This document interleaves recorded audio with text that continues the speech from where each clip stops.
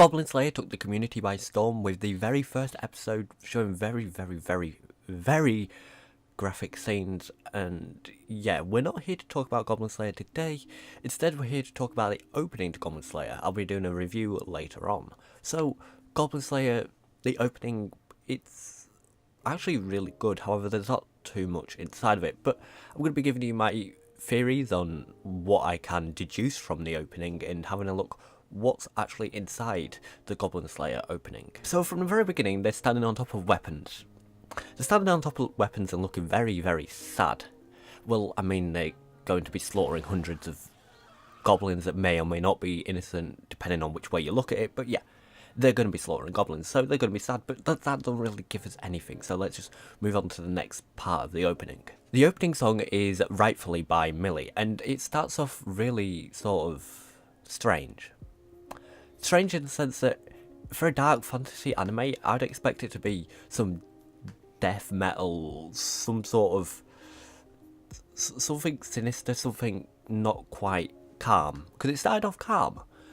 However, yes, later on it did sort of pick up pace, and it sort of got a entire tone for the opening set, and I was really confused about it, because I didn't know whether I should feel calm about it, even though it's a dark fantasy anime, or whether I should feel upbeat and ready for them to go into battle. But it's just a bit of a strange song to be put in with this, but nevertheless it still worked, and I really did enjoy the song and the opening. The main theme that I picked up from the Goblin Slayer opening was this contrast, and in this it's a dark and light contrast, good and evil, as throughout the entire anime you can see that is the Goblin Slayer actually doing good, or is he just a crazy madman that wants to kill goblins? But this contrast, we have the Goblin Slayer. Goblin Slayer in this is, in the opening, he's sort of dark, he's a dark character.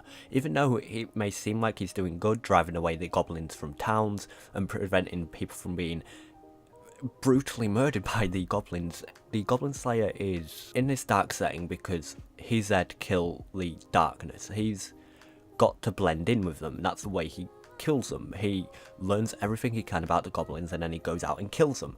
He is the best at killing goblins. That's why I believe he's presented as being dark, because he's sort of the same as the goblins. He is pure evil, but that's what the goblins think of him. He is their death, essentially. And the Goblin Slayer is presented as being dark because he's going into dark places. He's going into places that other people wouldn't go into. And that's where we get the great big contrast of the priestess, who is essentially his light. Well, I mean, that's essentially what her magic is. Her magic is bright, it's helping him, it's protection magic. She is essentially the opposite of the Goblin Slayer, even though she's not as good as the Goblin Slayer. She's, in terms of light and darkness, she is his light to his dark. So after that we see a look at the companions in which the Goblin Slayer will eventually be travelling with, and they ended up saving him more than a few times on numerous occasions, especially the priestess, who kind of just went above and beyond to save him. She did a little bit extra. But yeah, we get a look at all of his companions as they're all displayed on each part of his shield. Now, there's 4 companions that he has, and I believe that these companions being represented on the shield are being represented by they are his shield, because I do not think for a moment that if he didn't have them there, he would be dead. I can't see a scenario where he would live without his companions.